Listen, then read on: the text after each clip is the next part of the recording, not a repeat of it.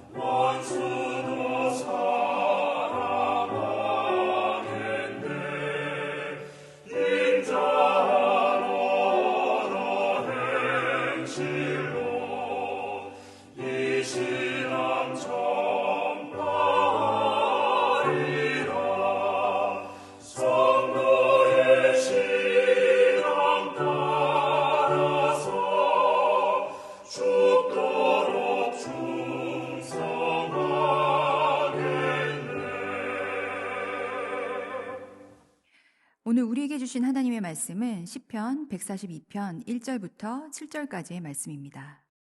내가 소리내어 여호와께 부르짖으며 소리내어 여호와께 간구하는도다.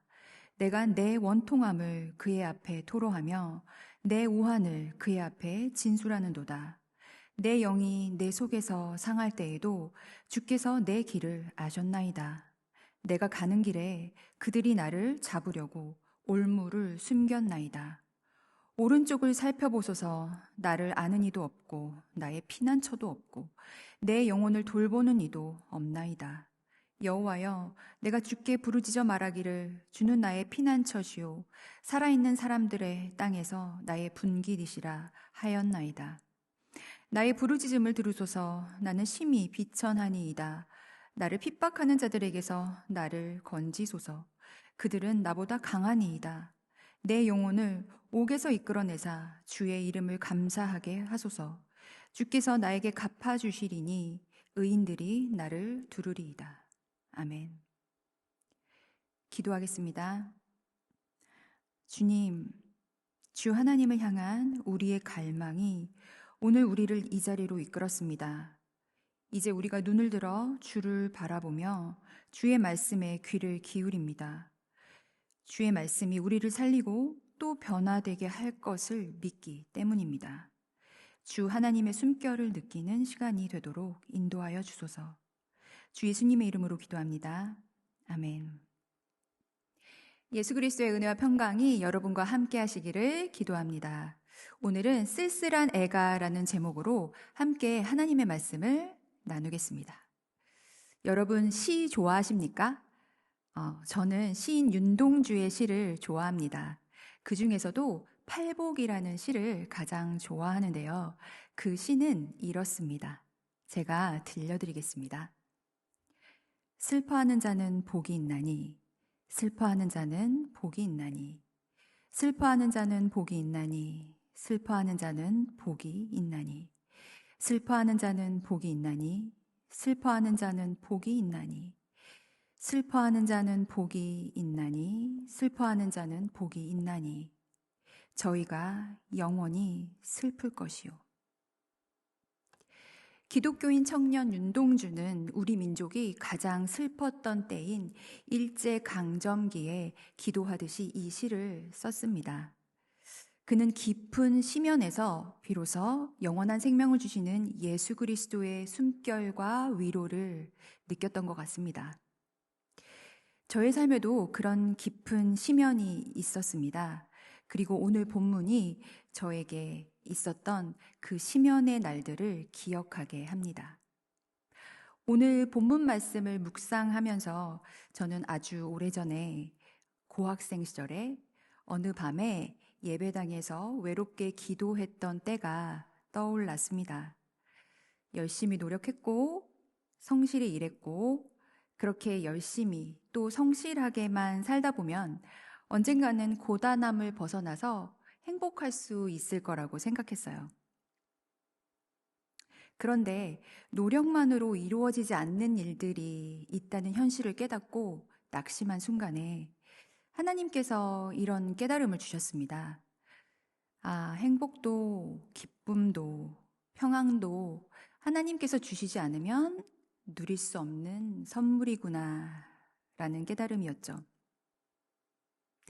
그래서 그 밤에 저는 이렇게 기도했습니다. 주님, 이 고통에서 벗어나게만 해주신다면 제가 평생 주님께 충성을 다하겠습니다. 라고 말이죠. 아마도 그때의 그 기도 때문에 제가 지금 여러분 앞에 설교자로 서 있는 것 같습니다. 그래서 때론 이런 생각도 합니다. 지금의 내 모습이 주께서 원하시던 바로 그 모습이었겠구나 라고 말이에요. 오늘 시편 본문은 한 개인의 쓸쓸한 애가입니다. 이는 시인이 누군가에게 쫓기다가 막다른 곳에서 홀로 숨어서 눈물을 흘리며 부르는 아주 슬픈 노래이자 기도이죠. 두려움과 슬픔에 휩싸인 시인은 혼잣말로 본문 1절과 2절을 읊조립니다. 제가 읽겠습니다. 내 목소리로 여호와께 나 부르짖네. 내 목소리로 여호와께 불쌍히 여겨달라고 비네. 나 쏟아놓네 여호와 앞에 내 탄식을, 내 괴로움을 여호와 앞에 알려드리네. 시인은 지금 탄식하고 있습니다. 왜일까요? 오늘 본문인 시편 142편의 제목에서 그 단서를 찾을 수 있습니다. 제목이 다윗이 굴에 있을 때에 지은 마스길 곧 기도이죠. 즉 본시는 다윗이 어려움을 당하던 시기와 연결될 수 있다는 의미인데요. 다윗이 굴에 있었을 때, 그러니까 아마도 본 제목은 독자에게 다윗이 아둘람 굴에 있었을 때를 상기하라고 요청하는 것 같습니다. 그때가 다윗이 가장 힘이 없고 홀로 버려졌을 때였으니까요. 그때 다윗은 아둘람 굴에서 생존의 위협과 죽음의 공포 때문에 극도의 불안과 공황을 겪고 있었을지도 모르겠습니다. 잠깐 다윗의 도피 이야기를 기억해 볼까요? 사울 왕이 통일 이스라엘을 치리하던 시기에 전쟁 영웅이 등장했습니다. 이 영웅은 신장이 거의 3m나 되는 적군을 돌멩이 하나로 쓰러뜨리고 그리고 또 죽이더니 이를 시작으로 출정할 때마다 승승장구하면서 민족의 마음을 사로잡아 버렸습니다. 우리가 다 아는 다윗의 이야기죠. 사울은 그러한 다윗이 두려웠습니다. 만약에 다윗이 왕좌를 누리고 쿠데타를 일으킨다면 하나님이 도우시는 다윗에 의해서 사울이 패배할 것이 불보듯 뻔하기 때문이죠. 사무엘상 18장 29절에는 그러한 사울의 마음이 아주 잘 묘사되어 있습니다. 제가 읽겠습니다. 사울이 다윗을 더욱 두려워하여 평생에 다윗의 대적이 되니라. 그러니 사울이 다윗을 그냥 둘 수 없었겠죠. 하지만 다윗은 애초부터 사울과를 해할 의도를 전혀 가지고 있지 않았습니다. 사울의 아들 요나단과 다윗의 우정만을 보아도 다윗이 사울과를 얼마나 사랑했었는지를 잘 알 수 있으니까요. 그럼에도 사울은 본격적으로 다윗을 죽이려고 합니다. 자신을 위해서 수금 연주까지 하면서 정성으로 자신을 섬기던 다윗을 향해서 사울은 분노의 창을 던지죠. 다행히 다윗은 사울의 창을 피해서 살아납니다. 그런데 이번에는 사울이 다윗에게 임무를 맡기면서 격정지로 출정시키죠. 사울은 다윗이 전장에서 죽기를 바랐습니다. 그런데 이 눈치도 없는 전쟁 영웅이 출정할 때마다 승리하고 더 큰 명성을 얻어서 돌아옵니다. 그런 다윗에게 사울은 또다시 창을 던지죠. 사실 다윗은 이스라엘, 곧 하나님의 나라에 충성을 다했던 것 뿐이었어요. 골리앗과의 싸움에서도 다윗이 이렇게 말했으니까요. 사무엘상 17장 45절 말씀을 제가 읽겠습니다. 다윗이 블레셋 사람에게 이르되 너는 칼과 창과 단창으로 내게 나아오거니와 나는 만군의 여호와의 이름 곧 네가 모욕하는 이스라엘 군대의 하나님의 이름으로 내게 나아가노라. 하나님의 나라인 이스라엘에 충성을 다했던 다윗은 너무도 억울하게 사울로부터 도망치기 시작합니다. 갈 곳이 없던 다윗은 처음에는 다급하게 라마에 있는 사무엘에게로 가서 몸을 피합니다. 하지만 이내 사울이 라마까지 다윗을 쫓아오죠. 그런데 이때 아주 놀라운 일이 벌어집니다. 하나님께서 이 일에 개입하시는데요. 다윗을 살리시기 위해서 하나님은 사울이 무아지경에 빠지게 하십니다. 이에 사울은 힘을 잃어버리죠. 그 사이에 다윗은 라마를 빠져나와서 또다시 몸을 숨깁니다. 이번에는 사울의 아들 요나단의 도움으로 사울을 피해서 홀로 놉이라는 곳에 있는 아히멜렉 제사장을 찾아가죠. 굶주림과 사면초가 속에서 공포에 시달리던 다윗은 아히멜렉에게 먹을 것과 무기를 요청합니다. 왕가의 사위가 먹을 것을 구걸하는 형편이 되어버렸습니다. 사무엘상에 나타난 그의 요청이 참으로 애처로운데요. 사무엘상 21장 3절 말씀을 제가 새번역 성경으로 읽겠습니다.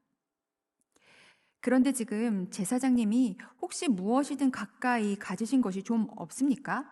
빵 5덩이가 있으면 저에게 주십시오. 그렇게 안 되면 있는 대로라도 주십시오. 얼마나 배가 고팠을까요? 이에 영문을 잘 알지 못하는 아히멜렉은 다윗에게 먹을 것과 무기를 제공합니다. 다윗이 왕의 사위이니 아히멜렉은 그의 상황을 딱히 의심하지 않았던 것 같아요. 그리고 다윗은 그곳을 급하게 떠나서 해외로 망명합니다. 적국인 블레셋, 그것도 블레셋의 한 왕궁으로 들어가죠. 아무래도 그곳이 사울의 영향이 미치지 않는 가장 안전한 곳이었을 테니까요. 그런데 하필이면 블레셋 왕의 신하들이 다윗을 알아봅니다. 블레셋과의 전투가 있을 때마다 승전했던 다윗을 그들이 몰라볼 리가 없었겠죠. 다윗은 그곳에서도 안전하지 못할 것 같았습니다. 그래서 적국의 왕 앞에서 미친 사람 노릇을 하죠. 성문 문짝위에 아무렇게나 글을 긁적이기도 하고 수염에 침을 질질 흘리기도 합니다. 전사, 그러니까 워리어였던 다윗이 말이죠. 얼마나 수치스러웠을까요? 블레셋의 왕과 신하들은 그때부터 다윗을 미치광이 취급합니다. 그리고 다윗은 또다시 그곳에서 달아납니다. 이제 다윗은 어디로 가야 할까요? 이스라엘에는 사울의 영향이 미치지 않는 곳이 없고 해외 망명도 소용없습니다. 그는 지금 너무도 배가 고프고 무섭고 힘들고 지치고 외롭습니다. 갈 곳이 없습니다. 다윗은 블레셋을 빠져나와서 자신의 고향인 베들레헴 쪽으로 걸어갑니다. 가족이 그리웠겠죠? 하지만 끝까지 가지 못해요. 집으로 갔다가는 가족들까지 위험에 빠질 테니까요. 사울의 군대가 아마도 이미 매복하고 있을 것입니다. 그는 가던 길을 멈추고 아둘람의 동굴 속으로 들어가서 몸을 숨길 수밖에 없었습니다. 이제 어두컴컴한 그곳에서 다윗은 무엇을 할 수 있을까요? 우리가 만약에 이러한 상황에 놓인다면 우리는 무엇을 할 수 있을까요? 오늘 시편 본문은 우리에게 기도하라고 말하고 있습니다.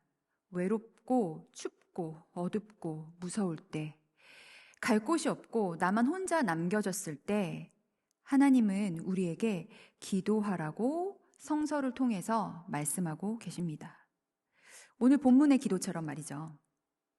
본문의 기도를 제가 3절부터 새 한글 성경으로 읽겠습니다. 눈을 감고 들어보시겠습니까? 나에게서 내 숨결이 약해졌을 때 주님이 친히 내 길을 알아주십니다. 내가 다니는 길에 사람들이 올가미를 놓았습니다. 나를 잡으려고. 오른쪽을 살펴보십시오. 나를 알아보는 자가 없습니다. 나에게서 도피처가 없어졌습니다. 이 몸을 돌봐주는 사람이 없습니다. 나 부르짖습니다. 주님께. 오 여호와여, 나 아뢰었습니다. 주님은 나의 대피소, 살아있는 사람들의 땅에서 내가 차지할 몫이십니다. 나의 탄원을 주의 깊게 들어주십시오. 나는 아주 하찮아졌으니까요. 나를 짓쫓는 사람들에게서 나를 구해주십시오. 그들은 나보다 더 강하니까요. 감옥에서 이 몸을 꺼내주십시오. 주님의 이름을 찬양하도록 의인들이 내 둘레에 모여들 것입니다. 주님이 나를 보살펴 주시니까요. 마지막 7절에서 제가 서두에 언급한 예배당에서 외롭게 기도했던 때에 저의 기도가 기억났습니다. 이는 마치 제가 주님께 평생 충성을 다하겠습니다 라고 고백했던 것과 매우 비슷하죠. 시인이 말합니다. 주님, 이 고통에서 저를 벗어나게 해주신다면 나를 보살펴 주시는 주님을 의인들과 함께 찬양하고 예배하겠습니다 라고 말이죠. 16세기의 종교개혁을 이끌었던 신학자 마틴 루터가 이런 말을 했습니다. 신학자가 되는 것은 삶의 현장에서 생생하게 살아감을 통해서, 아니, 사망에 처하여 지옥에 떨어짐으로써 신학자가 만들어진다. 이는 극한 절망을 통과한 사람만이 비로소 하나님과 그분의 세상을 이해하게 된다는 의미일 것입니다.